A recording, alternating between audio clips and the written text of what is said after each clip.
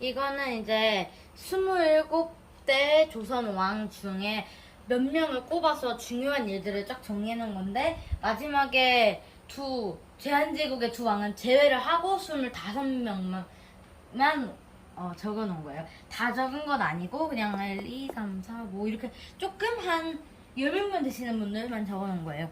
1대 태조, 위화도 회군 해서 조선 건국, 그리고 과전법 실시. 끝! 이것만 외우면 한능검. 뭐 일단은 끝났어. 3대 태종. 이게 진짜 난관이에요. 여기 업무가 엄청 많아. 왕자에는 이 두 번의 왕자에는 거치면 왕이 되어서 왕권 강화에 노력을 했어요. 사병. 개인의 병사를 폐지하여, 그러니까 신하들이 개인 병사가 있는데 그걸 폐지하는 거야. 그러면 왕권도 강해지겠지. 그리고 육조 직계제. 육조에서 처리한 일들을 왕한테 바로 갖다 줘. 원래 의정부를 거쳐야 되지만. 그리고 호패법. 나이가 만 16세 이상인 사람들에게 주민등록증같이 호패를 발급해 주는 거야. 그리고 팔도. 우리나라 지금 팔도 있죠? 그 팔도를 완성해서 거기에 하나씩 관찰사를 파견한 것. 4대 세종. 집현전. 지금 현재 경복궁의 수정전으로 남아있는 집현전을 일단 만들고 더 확대하셨고 영토를 확장하셨습니다. 스시마섬 정복을 해서 4군 6진 위에 4군 6진 이렇게 만들어서 우리나라의 넓이를 아래로 위로 더 올리셨고, 이건 잘 알죠? 훈민정음 상제, 그리고 과학의 발전. 그리고 7대 세조 6조 직계제. 여기서 의정부 서사제로 바뀌었었거든요, 그때 세종 때. 왜냐면 세종은 신하랑 왕이 그리고 비슷하게 했어가지고 의정부 거쳐서 왕하태와 세종을 이랬는데, 이때 다시 6조 직계제가 나왔어요. 그래서 6조 직계제, 그리고 집현전 경연을 폐지해버렸어. 이거 재미없어, 하지 마, 그냥. 이렇게 된 거야. 그리고 직전법, 성균관을 강화하고 경국대전, 나라의 가장 큰 법전을 펼쳐는 이때부터 시작을 했습니다. 9대 성종, 홍문관 설치. 임금한테 바른 말하는 신하들이 모여있는 곳을 홍문관이라 하는데, 홍문관을 다시 설치를 해서 경연을 부활시켜놨어. 다시 이게 없었다가 있었다, 없었다가 있었다. 경연은 원래 이렇게 등장했다 꺼졌다 하는데, 그리고 경국대전 완성. 세조, 예종, 성종 이렇게 세 제에 걸쳐서 경국대전이 완성이 됐고, 여러 도서를 편찬했는데 가장 우리가 잘 알고 있는 게 악학개범, 노래 정리한 거랑 동국여지 승람. 그리고 10대 연산군. 아빠랑 아들이랑 너무 다른 두 사람. 여기는 성군, 여기는 폭군으로 뽑히는 두 사람인데, 일단 훈구파랑 살인파가 팽팽하게 맞섰어요, 이때는. 그리고 무오사화. 조선에는 4개의 사화가 있는데, 첫 번째 사화가 무오사화. 무오년에 일어난 살인이 화를 봤다. 무오사화. 이게 이유가 김종직이 조의제문. 이게 뭐냐면 김종직이 살인파인데 조의제문이, 김종직이 옛날에 글을 썼어요. 근데 이 글이 조의제문이야. 뭐가 조의제문이냐면, 유방이랑 항우가 싸울 때 항우를 낮춰 부르고 뭐 이런 느낌의, 근데 이걸 연산군에 비유를 해버린 거야, 이 위의 왕들이랑. 그래서 연산군이 김종직을 이렇게 하고, 그리고 또 두 번의 사화가 연산군 때 일어나는데, 갑자사화도. 이건 자기 엄마 패비 윤씨, 독약 먹고 죽은 자기 엄마 있지? 그 엄마 복수하겠다고 안에 있는 사람 다 죽여서 자기 할머니까지 머리로 받았었어요. 그리고 11대 중종은 이때 경연 폐지됐었는데 경연 다시 부활시켜놨고, 이 조광조, 역사적으로 길이길이 남을 조광조란 신하를 등용을 하여서 뭐 현란과 실시, 뭐 도교 폐지, 왕도 정치. 그리고 조선의 세 번째 사화 김효사화가 이때 일어나는데, 주초위왕. 조광조가 조씨인데 나뭇잎에다가 글자들을 이렇게 신하들이 꿀을 발랐어. 조광조 싫어하는 사람들이. 그래서 거기다가 주초위왕이라고 한자로 써놓은 거야. 그리고 주랑 초의 한자를 합치면 조가 된대. 그래서 조씨가 왕을 노리고 있다, 조씨가 다음 왕이 된다. 이래서 이거를 중종이 몰랐겠어, 알았겠지. 그냥 조광조가 바른 말 너무 많이 하니까 꼴배기 싫어가지고 그냥 이거 트집짜서 죽였지. 그리고 13대 명종. 문정왕후의 수렴청정. 문정왕후는 명종의 어머니인데 이제 권력이 엄청 세고, 우리 문정왕후 드라마도 있을 정도로 문정왕후는 되게 사람들이 잘 알고, 그리고 자기의 주장을 굉장히 잘 펼치는 여성으로 막 평가가 되고 있고, 조선의 네 번째 마지막 사화 을사사화. 이거는 살인이 화를 입은 것보다는 문정왕후가 일으켰어, 자신의 권력을 위해서. 그리고 15대 광해군. 광해군은 대동법 실시. 대동법은 이게 쌀로만 내면 너무 많으니까 그 지역의 특산물을 같이 내라. 이걸로 조금 줄여서 대동법. 이게 경기도만 실시. 그리고 이때 우리가 잘 아는 허준이 동의보감을 지었었고, 폐무살제, 폐비가 된 자기 엄마를 죽였어. 그래서 이것 때문에 쫓아났지, 군이 됐고. 그리고 16대 인조. 일단 서인 정권. 아까 내가 뭐 서인 있고 남이 있고 뭐 동인 있고 뭐 이렇게 얘기했는데, 이 중에 서인이 정권을 잡았어. 신하가 다 서인이야. 그리고 정묘호란 조선이랑 후금이랑 붙은 거야, 한대. 그리고 병자호란 조선이랑 청나라랑 한대 붙은 거. 그래서 아작이 났지, 인조가.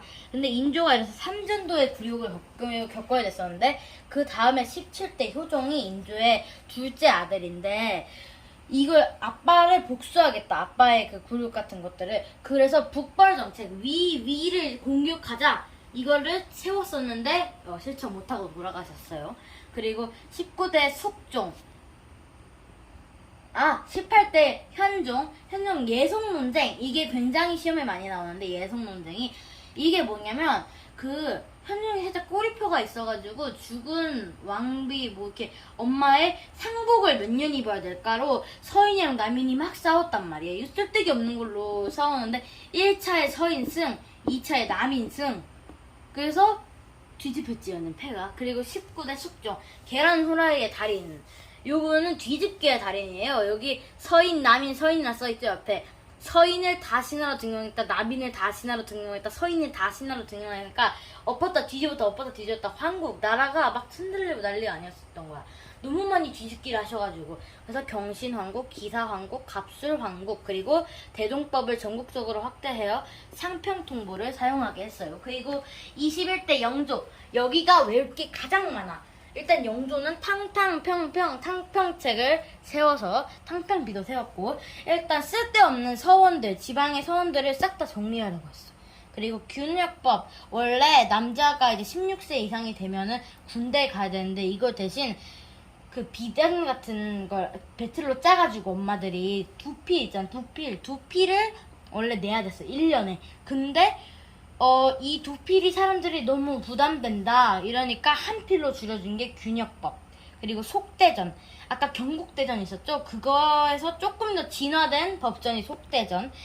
그리고 청계천을 다시 한번 정리했고, 왜냐면 물이 너무 많이 넘치니까, 비가 오면 청계천이.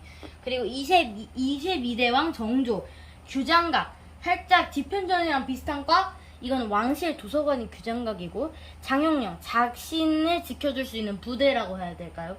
살짝 왕의 사병을 장영령이라 하고, 수원화성은 잘 알고 있지. 자기 아빠랑 엄마를 여기 앞에다가 릉을 만들어줬고, 신해통공, 살짝 상평통보랑 비슷한 거, 신해통공 사용. 그리고 25대 철종. 이 철종 때부터 이제 나라가 흔들리기 시작했는데, 농민들이 못 살겠다 일어났어. 인수 농민 봉기. 그리고 이 일을 계기로 삼정이 정청 설치가 되었지.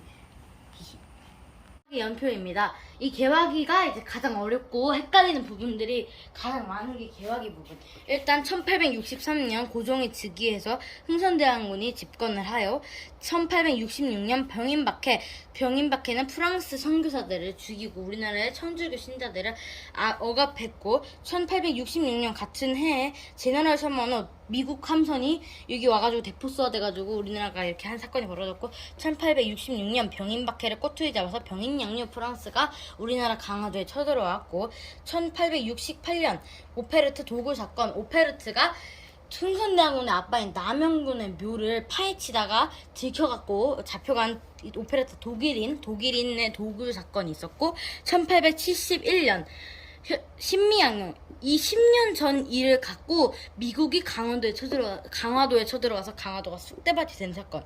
1871년 흥선대원군이 외국은 너무 위험해, 우리 아빠 묘를 파헤쳤고 2번이나 우리를 쳐들어왔어.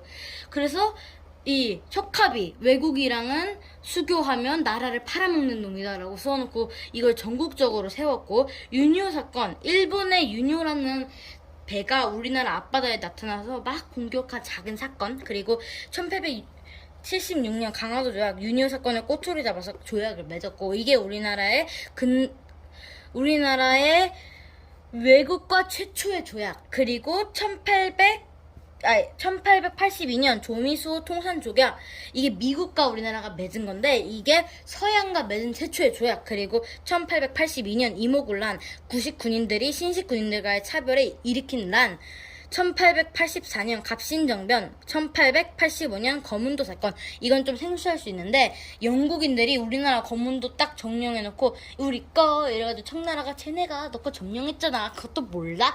이러면서 약 올려갖고 뭐 그런 사건이 하나 있었고, 그리고 1874년 동학농민운동, 그리고 1894년 청일전쟁, 일본 승, 1894년 갑오개혁, 1895년 삼국간섭.